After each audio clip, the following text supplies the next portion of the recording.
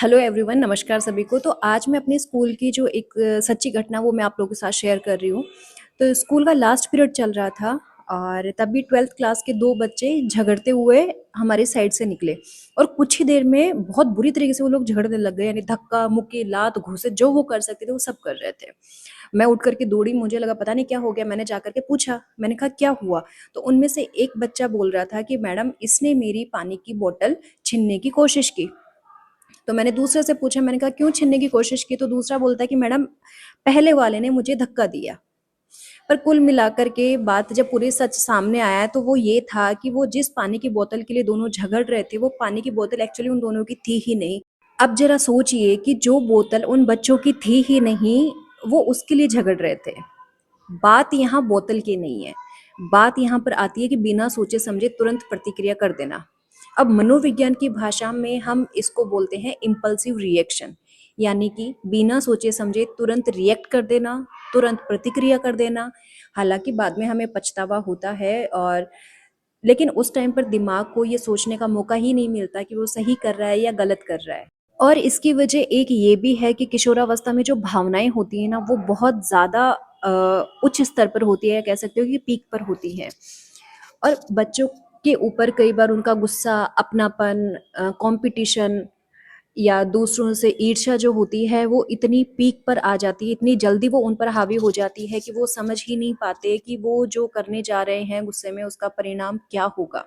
लेकिन इसका मतलब ये बिल्कुल नहीं है कि हम बच्चों को डांटें या पीटें या उनको ये बोलें कि आप गुस्सा मत करो। हमें करना ये है कि बच्चों को ये सिखाना है कि अपने गुस्से को हैंडल कैसे करना है। एक गुस्से को कंट्रोल करने के लिए हम बच्चों को एक छोटी सी टेक्निक सिखा सकते हैं। मनोविज्ञान में काफ़ी मतलब चलन में है ये, और वो ये है कि रुको, सोचो और चुनो।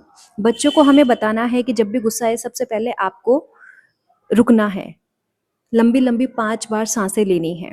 उसके बाद सोचना है कि मुझे गुस्सा आ रहा है, मैं कैसा महसूस कर रहा हूँ, क्या मुझे प्रतिक्रिया करनी चाहिए। उसके बाद चुनो, यानी अपने आप को 3 ऑप्शंस दो, उनमें से जो सबसे बेस्ट लगे वो आप चूज करो। और ये गुस्सा कंट्रोल करने का काम सिर्फ बच्चों की ही जिम्मेदारी नहीं है, ये हम टीचर्स की और हम पेरेंट्स की भी उतनी ही बड़ी जिम्मेदारी है। और एक बार जब बच्चे का गुस्सा शांत हो जाए तब टीचर्स और पेरेंट्स को ये चाहिए कि वो बच्चे से ये ना पूछे कि तुमने गुस्सा क्यों किया, जबकि पहला सवाल ये होना चाहिए कि जब तुम्हें गुस्सा आ रहा था तब तुम कैसा महसूस कर रहे थे। ये सवाल करने से क्या होगा कि बच्चे को अपनी जो भावनाएं हैं उनको समझना, और एक बार बच्चा अपनी भावनाओं को व्यक्त करना सीख जाएगा, यानी उन्हें शब्दों में व्यक्त करना सीख जाएगा, तो धीरे धीरे वो अपनी प्रतिक्रिया के ऊपर भी अपना काबू पाना सीख जाएगा। आज के टाइम पर बच्चों के लिए जितना ज़रूरी है मार्क्स लाना, कंपटीशन फाइट करना, उतना ही ज़रूरी है कि वो अपनी भावनाओं को समझे और अपनी भावनाओं के ऊपर नियंत्रण रखें। क्योंकि आज तो सिर्फ बात बोतल की थी, कल जीवन में और भी बड़ी बड़ी परिस्थितियाँ आएंगी, समस्याएं आएंगी। लोग नकारेंगे, लोग हमारे फैसलों में हमारे साथ नहीं खड़े होंगे, हमारा अपमान भी होगा, हमें कोई डांटेगा भी, सारे काम होंगे। लेकिन अगर हम छोटी छोटी बातों पर ही ऐसी प्रतिक्रियाएं देने लगे तो जो बड़ी चुनौतियां आएंगी उनका बच्चा कैसे सामना करेगा। इसलिए बच्चों को अपनी भावनाओं को अपने नियंत्रण में करना और भावनाओं को समझना भी उतना ही जरूरी है, और उन्हें सीखना पड़ेगा। इसलिए केवल बच्चों को ये मत सिखाइए कि सही क्या है गलत क्या है, बच्चों को ये भी सिखाइए कि जब भी कोई गलत परिस्थिति आए तब उसमें वो अपने आप को कैसे संभालें।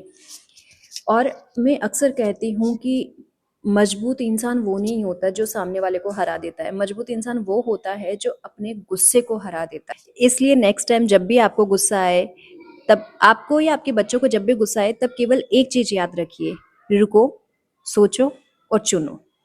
क्योंकि कई बार कुछ सेकंड का जो ठहराव होता है ना, वो हमें बड़े पछतावे होने से रोक सकता है।